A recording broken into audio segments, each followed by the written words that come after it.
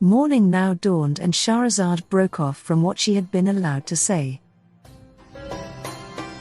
Then, when it was the 16th night, she continued. I have heard, O auspicious king, that the dervish told the lady of the house. When I knew for certain that I had killed him, I got up, climbed the stairs and replaced the soil. Then I looked out to sea and caught sight of the ship making for the shore. I said fearfully, now they will come and find the boy dead. They will know that it was I who killed him and they will be bound to kill me. I made for a high tree, which I climbed, concealing myself among the leaves, and scarcely had I settled there than the black slaves and the youth's old father disembarked and went towards the hidden chamber. They cleared away the earth, found the trapdoor and went down. There they found the youth apparently asleep, his face glowing with the effect of his bath, dressed in clean clothes but with the knife plunged into his breast. They shrieked, wept, struck their faces, wailing and lamenting. The old man fainted for so long that the slaves thought that he would not survive his son. They wrapped the corpse of the youth in his clothes, covered him in a silken sheet and returned to the boat. Behind them came the old man, but when he saw his son laid out, he fell to the ground, poured earth on his head, struck his face and plucked out his beard, while the thought that his son had been killed caused his tears to flow faster and he fainted again. One of the slaves got up and spread a piece of silk on a couch, upon which they laid the old man and then sat by his head. While all this was going on, I was in the tree above them, watching what was happening. Because of the cares and sorrows that I had suffered, my heart turned grey before my hair and I recited. How many hidden acts of grace does God perform, whose secrets are too subtle to be grasped by clever men? How often in the morning trouble comes, while in the evening follows joy? How many times does hardship turn to ease, as pleasure follows the sad heart's distress? The old man did not recover from his swoon until it was close to evening. Then, looking at the body of his son, he saw that what he had feared had come to pass. He slapped his face and his head and recited these lines. The loved ones left me with a broken heart, and floods of tears rain from my eyes. My longing is for what lies distant, but, alas, how can I reach this? What can I say or do? I wish that I had not set eyes on them. What can I do, my masters, in these narrow paths? How can I find my solace in forgetfulness? The blazing fire of love plays with my heart. I wish we had been joined by death in an inseparable link. In God's name, slanderer, go slow. Join me with them while this can still be done. How pleasantly we were sheltered by one roof, living a life of constant ease, until arrows of separation struck and parted us. And who is there with power to endure them? A blow struck us through the dearest of all men. Perfect in beauty, unique in his age. I called him but the silent voice preceded me. My son, would that your fate had not arrived. How may I rush to ransom you, my son? With my own life, were that acceptable? I say, he is the sun, and the sun sets. I say, he is the moon, and moons decline. The days bring sorrow and distress for you. I cannot do without you. None can take your place. Your father longs for you, but you are dead, and he is helpless. The envious look at us today, to see what they have done, how evil was their deed. At that, with a deep sigh his soul parted from his body. "O master," cried the slaves, and, pouring dust on their heads, they wept more and more bitterly. Then they put his body on the ship beside that of his son and, unfurling the sail, they passed out of sight. I came down from the tree, went through the trapdoor and thought about the youth. Seeing some of his belongings, I recited, I see their traces and so melt with longing, weeping in places where they used to dwell. I asked God, who decreed that they should leave, that one day he may grant that they return. I then went out and passed my time wandering around the island by day and going into the underground chamber by night. In this way a month went by and, as I looked out over the western tip of the island, I could see that with every day that passed the water was drying up. Eventually there was very little of it left to the west and there was no longer any current. By the end of the month, to my joy, the sea had dried up in that direction and, sure that I was now safe, I got up and waded through what water was left until I reached the mainland. There I encountered sand dunes in which camels would sink up to their hocks, but, steeling myself, I managed to cross them, and then far off I caught a glimpse of a fire burning brightly. I made for it, hoping to find relief. Meanwhile I recited, it may perhaps be that time will direct its rains towards some good, but time is envious. Were it to aid hopes and fulfill my needs, it might bring pleasure after this distress. When my course brought me nearer, I saw a palace with a door of brass which, when the sun shone on it, gleamed from a distance like fire. I was delighted at the sight and sat down opposite the door.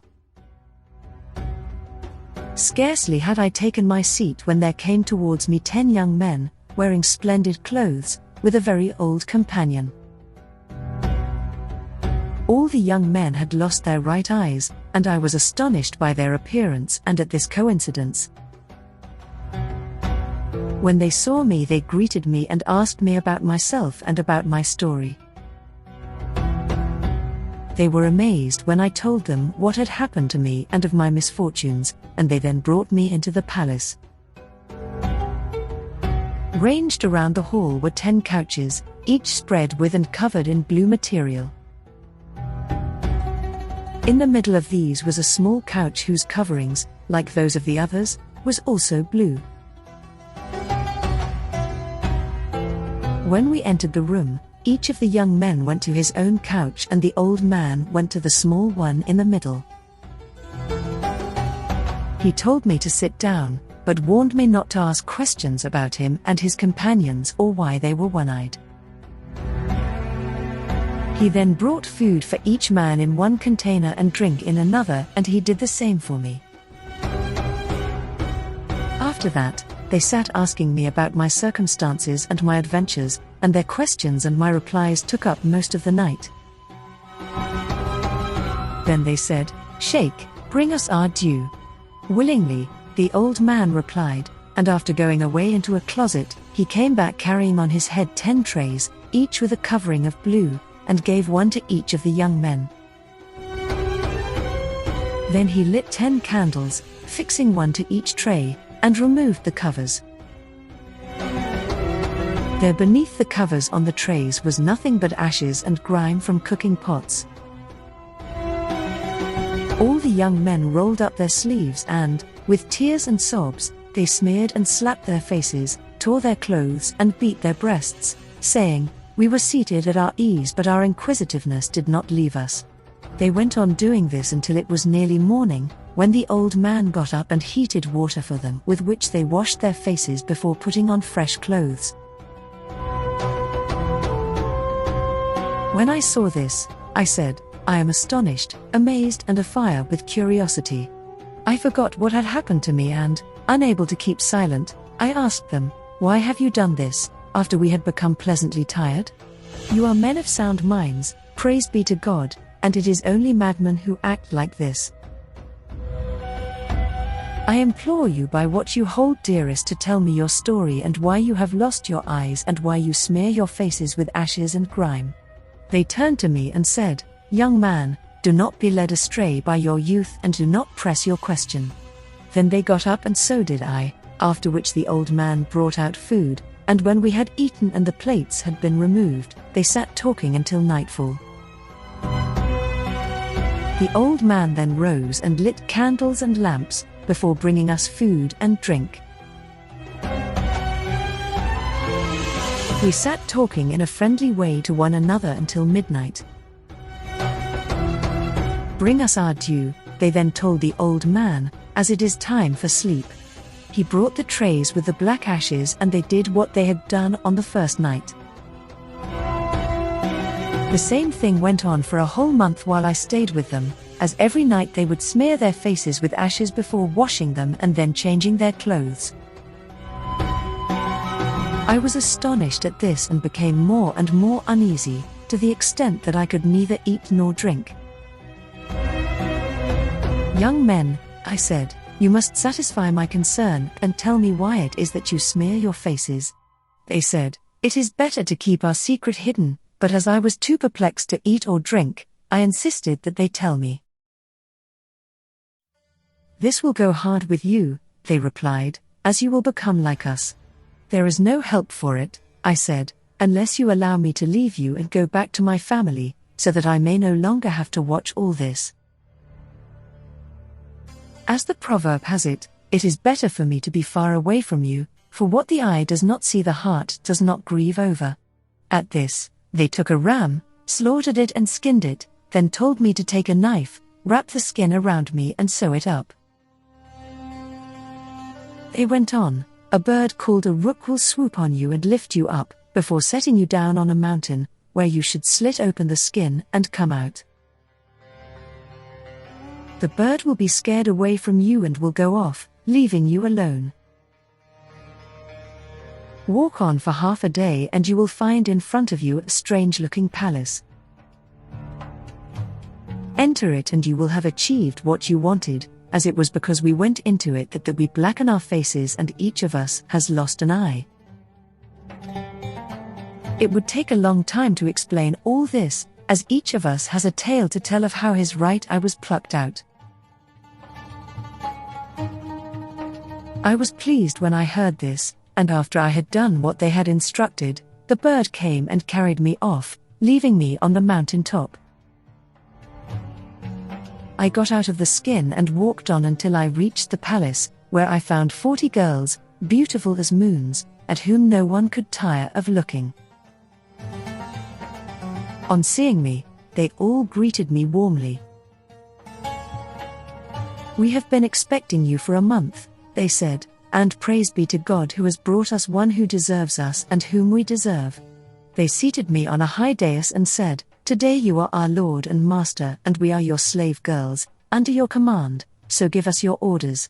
I was astonished by all this, but they brought me food and we ate together, after which they fetched drink. They clustered around me and 5 of them spread out a mat around which they set out quantities of scented flowers, together with fruits, fresh and dried. Then they brought wine and we sat down to drink as they sang to the music of the lute. The wine circulated and such was my delight that I forgot all worldly cares. "This is the life," I said, and I stayed with them until it was time to sleep. "Take whichever of us you choose to sleep with you," they said. So I took one of them, with a beautiful face, dark eyes, black hair, well-spaced teeth, perfect in all aspects, with joining eyebrows, like a supple bough or a sprig of sweet basil, astonishing and amazing the mind. As the poet has said, "It shows ignorance to compare her to a tender branch. And how far is she unlike a gazelle? How can the dear gazelle have a form like hers? Or honeyed lips like hers, how sweet a drink? Or how wide eyes, that act as murderers? Capturing the desperate lover, tortured and then slain? I yearn for her, mine is a heathen love. No wonder that the lovesick is in love. I recited to her. My eyes see nothing but your loveliness. Apart from you no thought enters my heart. For every thought of mine is fixed on you. In your love is my death and my rebirth. I then got up and spent a night of unsurpassed pleasure sleeping with her. In the morning, the girls took me to the baths, washed me and gave me the most splendid of clothes to wear. Then they brought out food and drink and we ate and drank, the wine circulating until nightfall. This time I chose another lovely, pliant girl. As the poet describes, I saw upon her breast 2 caskets sealed with musk, withheld from any lover's grasp. Guarded with arrows she shoots from her eyes, arrows that strike down any who attack. I passed the most delightful of nights, sleeping with her until dawn. In short, my lady, I spent a whole year with these girls, enjoying a carefree life, but as the next year began, they said, "Would that we had never known you, but if you listen to us you can save yourself." They then started to weep, and when I asked them what the matter was, they explained, "We are the daughters of kings, and we have been gathered together here for a period of years. We go away for 40 days and then stay here for a year, eating, drinking, enjoying ourselves and taking our pleasure, after which we go off again. This is our custom, and we are afraid that when we leave you, you will not do what we tell you. Here are the keys of the palace, which we are handing over to you. In the palace are 40 rooms, 39 of which you may enter, but you must take care not to open the door of the 40th, or else you will be forced to leave us." "If that is so," I said, "then I shall certainly not open it." One of them then came to me, embraced me, wept and recited the lines.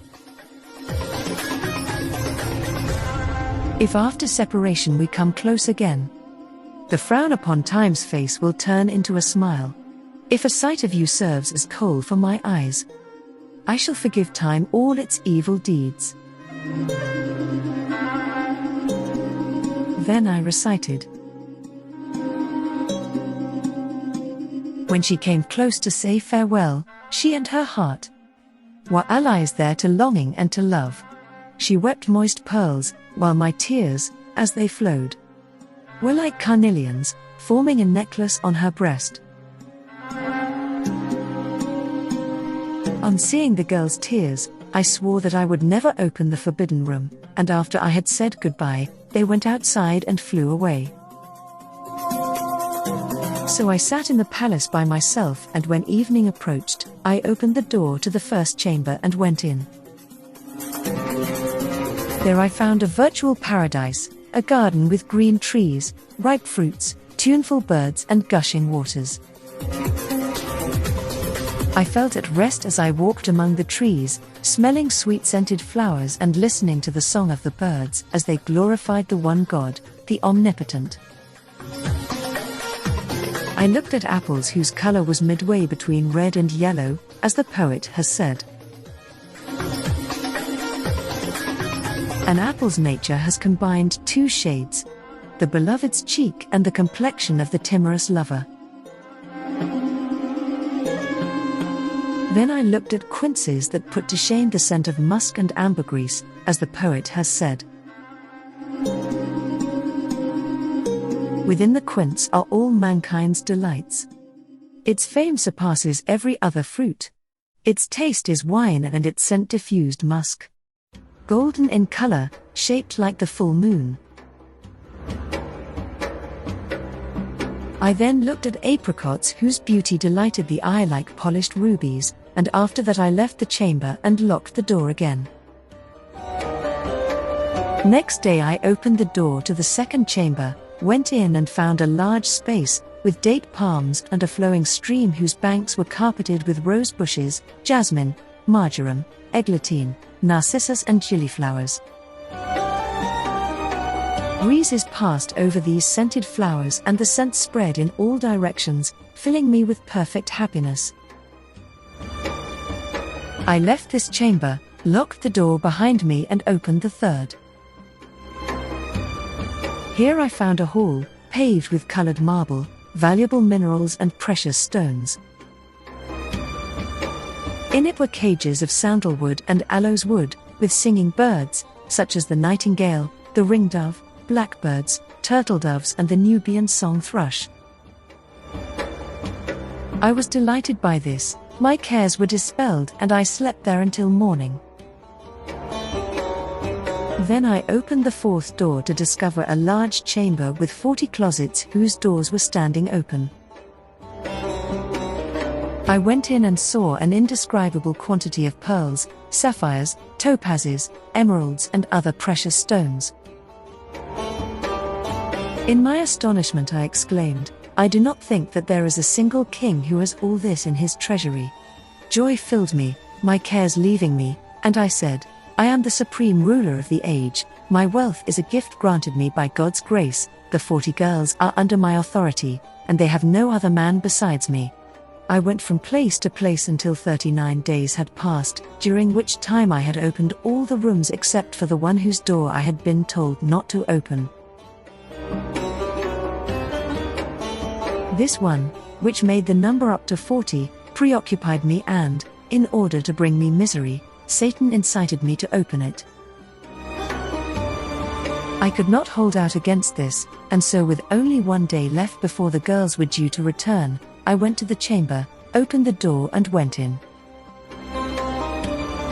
I found a fragrance the like of which I had never smelt before. It overcame my senses and I fell down in a faint, which lasted for an hour. Then I plucked up my courage and went further into the room, whose floor I found spread with saffron. Light was given by lamps of gold and candles from which was diffused the scent of musk and ambergris, and I saw 2 huge censers, each filled with aloes wood, ambergris and honeyed perfume whose scent filled the room. I saw a horse, black as darkest night, in front of which was a manger of clear crystal, filled with husked sesame, together with a similar manger filled with rosewater scented with musk. The horse was harnessed and bridled, and its saddle was of red gold. When I saw this, I was astonished and said to myself, "There must be something of great importance here." Satan led me further astray, and so I took hold of the horse and mounted it. It didn't move, and so I kicked it, and when it still refused to move, I took the whip and struck it. As soon as it felt the blow, it neighed with a sound like rumbling thunder and, opening up a pair of wings, it flew off with me, carrying me up into the sky way above the ground.